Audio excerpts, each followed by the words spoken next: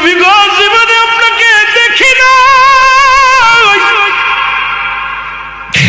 আপনার আমার মাওলার আমি দেখি নাই, না দেখে আমি আশিক পাগল হয়ে গেছি।